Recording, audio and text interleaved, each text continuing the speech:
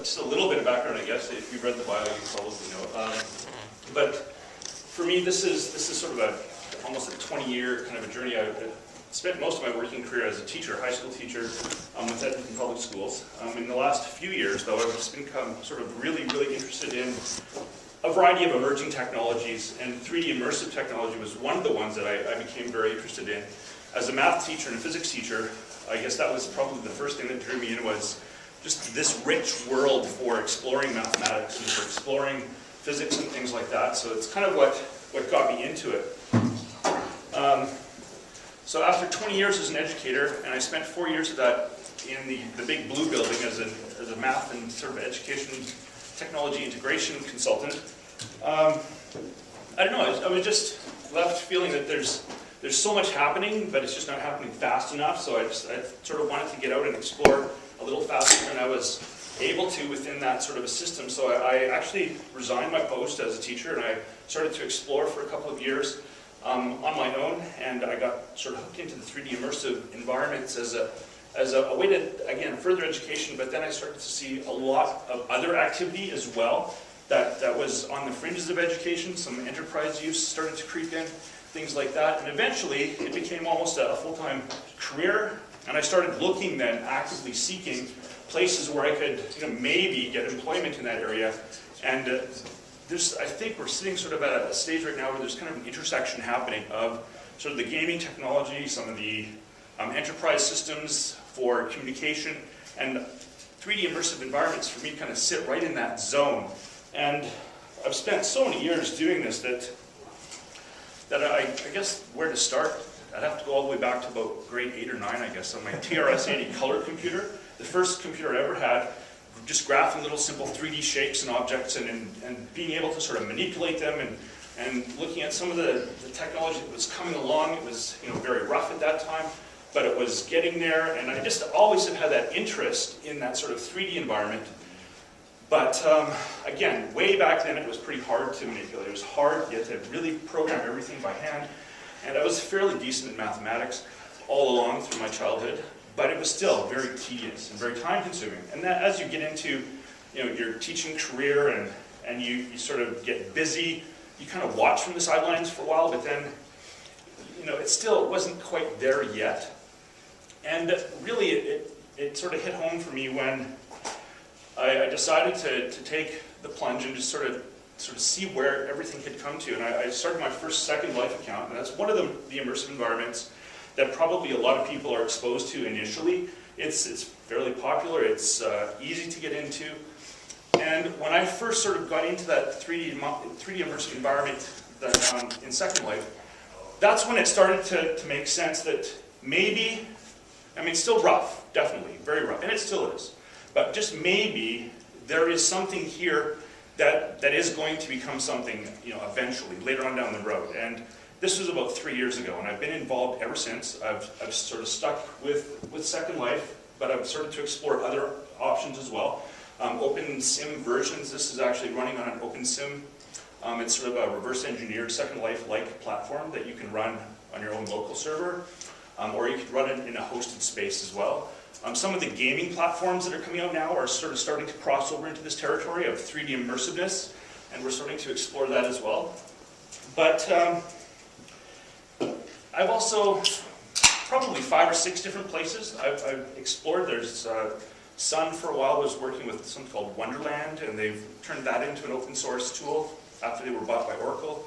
And there's been a lot of that sort of convergence happening in the space as well. And there are several others. There's probably 5 or 6 different immersive environments that I've explored quite thoroughly. So I keep my hand in as many places as I sort of can and explore and see what's new. And really, that's one of the things that we're discovering, and that other people are discovering, is that there's no big market winner yet. There's no clear leader in this space. It's very new, very emerging for the use that I sort of want to talk about. And I think I will just sort of set the scope. 3D immersive technology, virtual reality, that whole sphere is huge.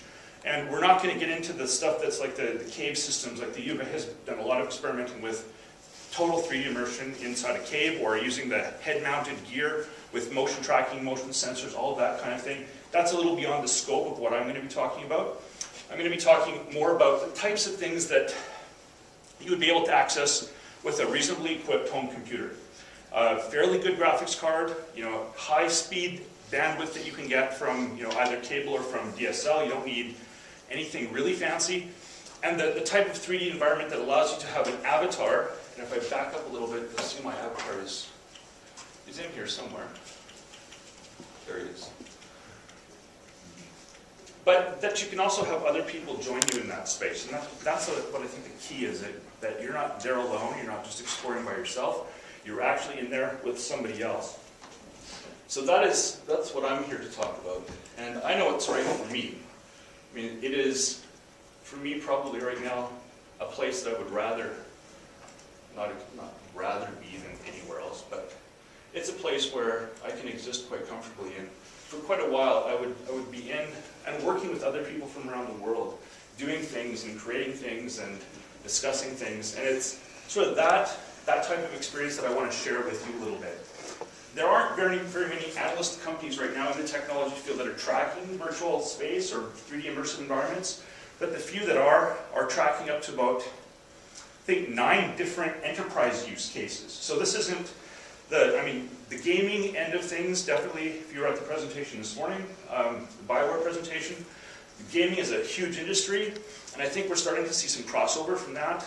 But there is a bit of a culture clash still with sort of the gaming environment type people and the business enterprise, the managerial type people. That sort of that clash is still there, and a lot of people think 3D, they think gaming, and it's not that it's not important, but I think it's different than that. And that's what I would like to try to explore today, is we're going to look at 5 and walk through sort of 5 different potential use cases for 3D immersive that's more probably enterprise focused. Not so much, and again, there's a lot of crossover, and you're not going to get one tool that's going to meet everybody's needs, but we're going to look at 5 different use cases. There we go.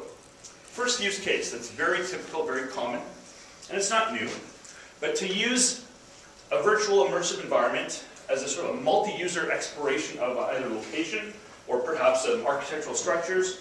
You can sort of expand beyond that too. It doesn't necessarily have to be anything that's real or physical, but geographic locations, eventually it is getting easier now to map actual 3-dimensional terrain from, say, a geographical information system into an immersive environment. It's getting easier, though not, again, this is all still fairly sort of formative, easier to import already made architectural structural models that maybe have been created in a CAD system of some kind, to bring those into a 3D immersive environment. It's getting easier to start to do that. And this has been done before. We've had the sort of the fly-through. If you've seen anything to do with 3D over the last few years, you've probably seen architectural fly-throughs. When someone is pitching a concept, they usually do shoot a movie sort of in a 3D space. You might have seen that kind of thing, or it's definitely taking its place in the movie-making world. But the thing that I think is different about the 3D immersive environments that I'm sort of focusing on and that I'm interested in is that the ability to actually have the multi-user component to it. To be able to have your avatar and maybe your client, or maybe it's just another person that's interested in that particular environment, going into a space. As a teacher, I always thought it would be nice to be able to go to, say, Africa, or go to some place with a group of children and actually explore. Now, while this isn't exactly the same thing, virtual field trips are very common, or it's starting to become very common now, in sort of the K-12 range. We work with quite a few students in one particular OpenSim grid that I am sort of attached to. And we do take them to different places where we've sort of modeled, or they have modeled, which is even better,